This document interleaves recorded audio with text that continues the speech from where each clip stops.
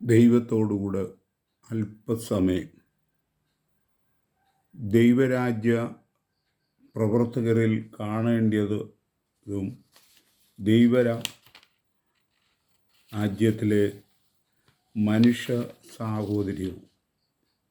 യോഹന്നാൻ്റെ സുവിശേഷം 3-ാം അധ്യായം 1 മുതൽ 15 വരെ. രണ്ടാമത്തേത് വിശുദ്ധ ലൂക്കോസിൻ്റെ സുവിശേഷം 10-ാം അധ്യായം 25 മുതൽ 37 വരെ. വിശുദ്ധ യോഹന്നാൻ്റെ സുവിശേഷം 3-ാം അധ്യായം 1 മുതൽ 15 വരെ.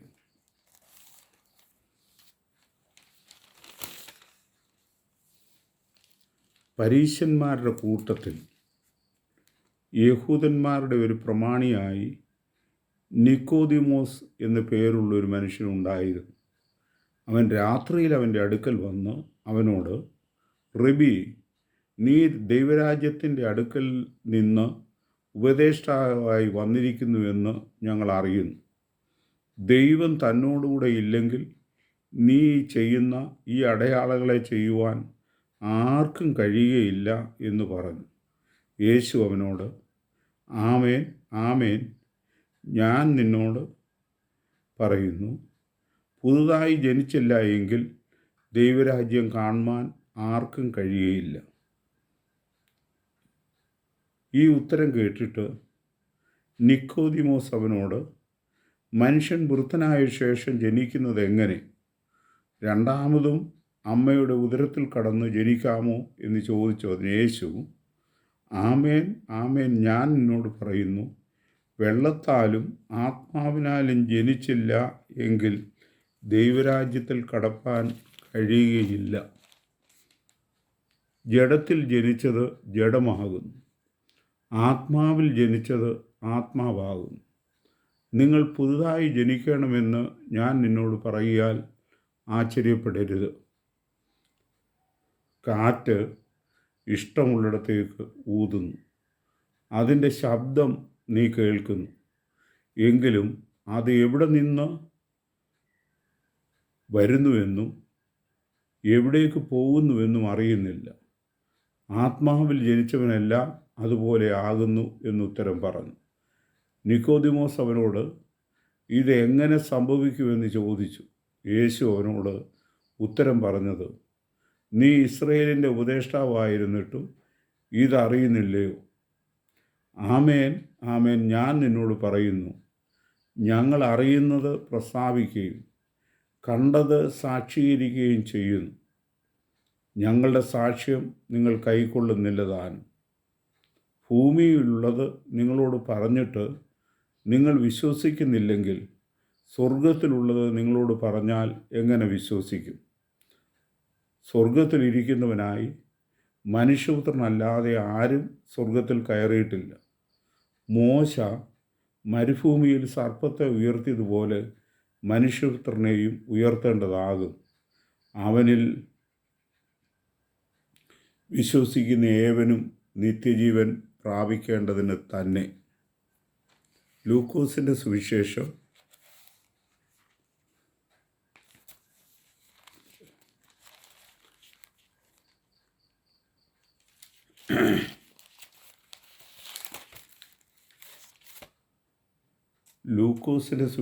10-ാം അധ്യായം അതിൻ്റെ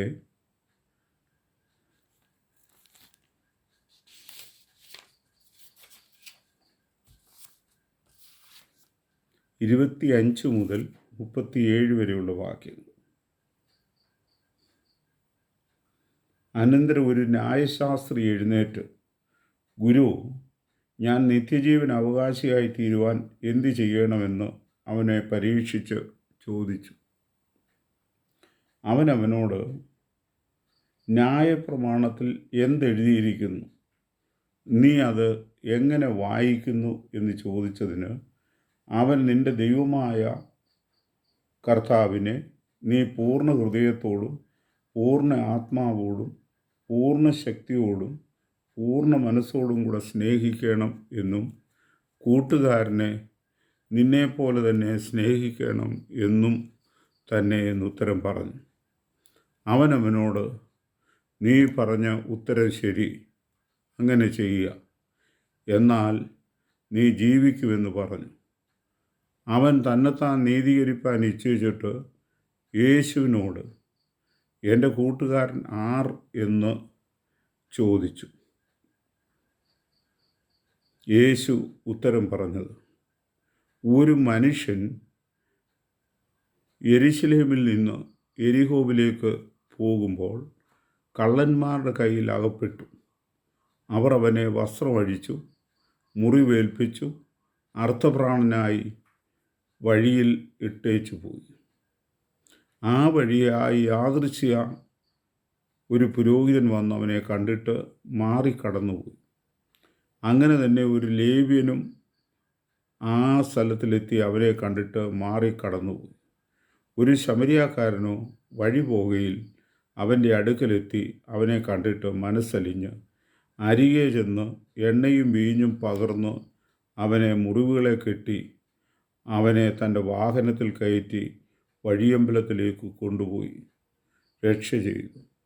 പിറ്റേന്നാൾ അവൻ പുറപ്പെട്ടു വരുമ്പോൾ 2 വെള്ളിക്കാശ് എടുത്ത് വഴിയമ്പലക്കാരൻ്റെ കൊടുത്തു. ഇവനെ രക്ഷ ചെയ്യണം, അധികം പലതും ചെലവിട്ടാൽ ഞാൻ മടങ്ങി വരുമ്പോൾ തന്നുകൊള്ളാമെന്ന് അവനോട് പറഞ്ഞു. കള്ളന്മാരുടെ കയ്യിൽ അകപ്പെട്ടവന് ഈ മൂവരിൽ ഏവൻ കൂട്ടുകാരനായി തീർന്നു എന്ന് നിനക്ക് തോന്നുന്നു? അവനോട് കരുണ കാണിച്ചവനെന്ന് അവൻ പറഞ്ഞു.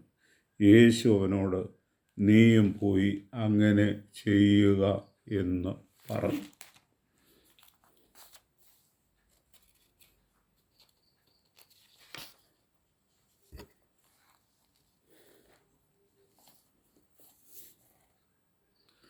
ഒരുവൻ ദൈവരാജ്യ പ്രവർത്തനത്തിൽ ഏർപ്പെടണമെന്നുള്ളത് വിചാരിക്കുമ്പോൾ സ്വീകരിക്കേണ്ട ചില പ്രത്യേക വ്യവസ്ഥകളുണ്ട്. അതിൽ അതിപ്രധാനമായത്, ഉയരത്തിൽ നിന്ന് ജനിച്ചില്ല എങ്കിൽ ദൈവരാജ്യം കാണുവാൻ ആർക്കും കഴിയുകയില്ല എന്നുള്ളത് തന്നെയാണ്. സമീപമായിരിക്കുന്ന സ്വർഗരാജ്യം കാണുന്നതിനും അതിനെ അനുഭവിക്കുന്നതിനും അതിൻ്റെ പ്രവർത്തകരായിരിക്കേണ്ടതിനും ഉയരത്തിൽ നിന്നുള്ളൊരു ജനനം, പുതിയ ജനനം അത്യാവശ്യമാണ്.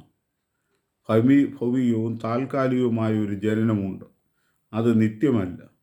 ദൈവത്തിൽ നിന്നുള്ള ഒരു ജനനമുണ്ട്, അതാണ് നമുക്ക് വേണ്ടത്. അത് സാധ്യമാക്കേണ്ടതിന് ആ രാജ്യത്തിൻ്റെ അധിപനായ രാജാവിനെ നാം ഉള്ളിൽ സ്വീകരിക്കണം. ദൈവരാജ്യം നിങ്ങളുടെ ഹൃദയത്തിലാകുന്നു എന്ന് പറഞ്ഞിരിക്കുന്നതിൻ്റെ അർത്ഥം എന്താണ്? ഈ രാജാവിനെ ഉള്ളിൽ സ്വീകരിക്കുമ്പോൾ ദൈവരാജ്യം നമ്മിലാകും. അപ്പോൾ നമ്മളിലും നമ്മുടെ ചുറ്റുപാടുകളിലും രാഷ്ട്രത്തിലും ദൈവേഷ്ടം നിറവേറ്റപ്പെടുകയും അങ്ങനെ ദൈവരാജ്യം ഭൂമിയിൽ ആരംഭിക്കുകയും ചെയ്യും. രണ്ടാമതായി, ദൈവരാജ്യ പ്രവർത്തകർ സർവവും ഉപേക്ഷിച്ച് തന്നെത്താൻ മറന്ന് യേശുവിനെ പിന്തുടരുന്നവരായിരിക്കണം.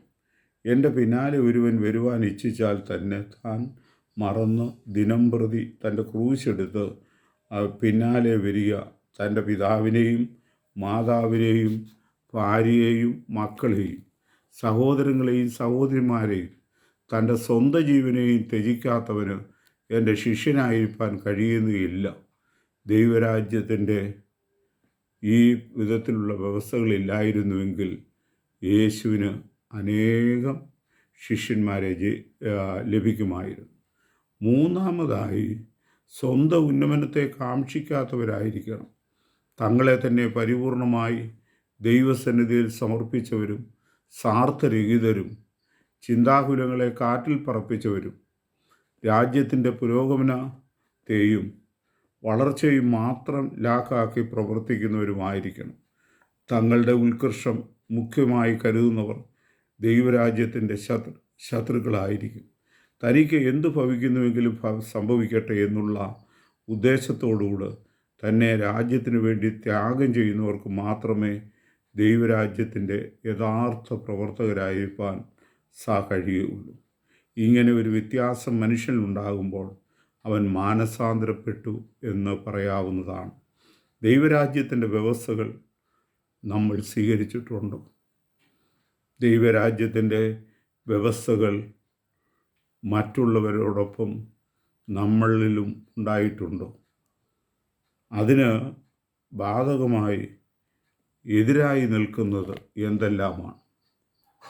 ദൈവരാജ്യം മനുഷ്യ സാഹോദര്യവും നാം ചിന്തിക്കേണ്ടതായിട്ടുള്ള വിഷയമാണ്. ലൂക്കോസിൻ്റെ സുവിശേഷം 10-ാം അധ്യായം 25 മുതൽ 37 വരെയുള്ള വാക്യങ്ങളിൽ വ്യക്തമായി തിരുവെഴുത്തുകൾ ആ ഭാഗങ്ങളെ രേഖപ്പെടുത്തിയിട്ടുണ്ട്. ദൈവം നമ്മുടെ പിതാവാണെന്ന് എല്ലാവരും സന്തോഷത്തോടുകൂടെ സമ്മതിക്കുകയും വിശ്വസിക്കുകയും ചെയ്യുന്നു. എന്നാൽ ലോകത്തിലുള്ള എല്ലാവരും നമ്മുടെ സഹോദരന്മാരാണെന്ന പരമാർത്ഥം സ്വീകരിപ്പാൻ നമുക്ക് വൈമനസ്യം പ്രകടിപ്പിച്ചിട്ടുണ്ട്. അത് ഇപ്പോഴും നമ്മുടെ ഉള്ളിലുണ്ട് താൻ. യേശു മറ്റൊരാളിനെ പറ്റി നിൻ്റെ സഹോദരൻ എന്നാണ് പറഞ്ഞിരിക്കുന്നത്.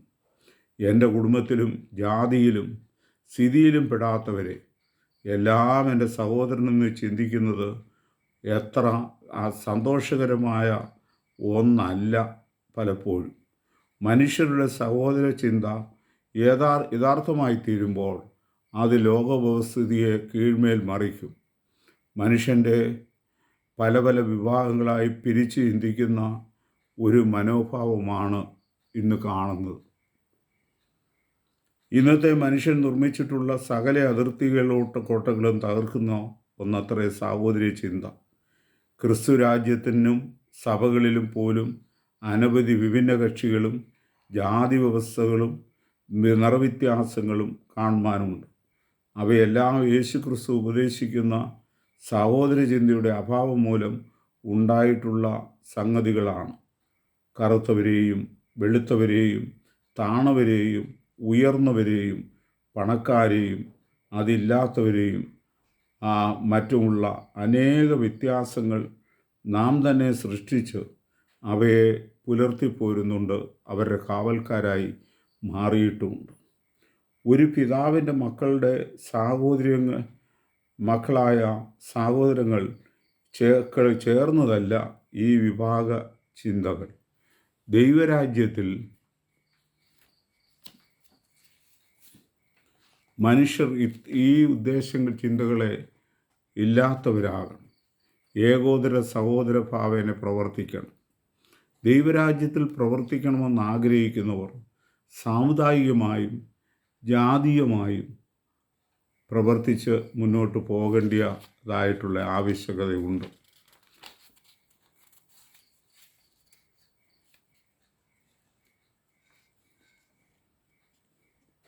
സഹോദരനെ ചൂഷണം ചെയ്യുന്ന സകല യത്നങ്ങളിൽ നിന്നും വേർപെട്ടവനായിരിക്കും പുതുതായി ജനിച്ചവൻ. അന്യോന്യ സഹകരണവും സ്നേഹ ശുശ്രൂഷകളും അവരിൽ മുന്നിട്ട് നിൽക്കണം. നമ്മുടെ സഹോദരന്മാർക്ക് നമ്മുടെ സഹായവും നമ്മുടെ ശുശ്രൂഷയും മാത്രമല്ല, നമ്മെ തന്നെ ആവശ്യമാക്കണം എന്നോർത്ത് പ്രവർത്തിക്കണം. എൻ്റെ സഹോദരനോടുകൂടെ എല്ലാ കാര്യങ്ങളിലും സഹകരിച്ച് പ്രവർത്തിക്കുന്നതിനുള്ള സന്നദ്ധതയും ഉണ്ടായിരിക്കണം. എൻ്റെ സഹോദരനെ സങ്കടപ്പെടുത്തുന്ന എന്നെയും സങ്കടപ്പെടുത്തുന്നതായിരിക്കണം. എൻ്റെ സഹോദരൻ പ്രയാസത്തിലിരിക്കുമ്പോൾ ഞാൻ സുഭിക്ഷതയിലും ധാരാളിത്വത്തിലും കഴിയുന്നത് ശരിയല്ല. എനിക്ക് സഹോദര സ്നേഹമുണ്ടോ, അവരെ കരുതുന്ന സ്വഭാവമുണ്ടോ എന്ന് നാം ചിന്തിക്കേണ്ടതാണ്.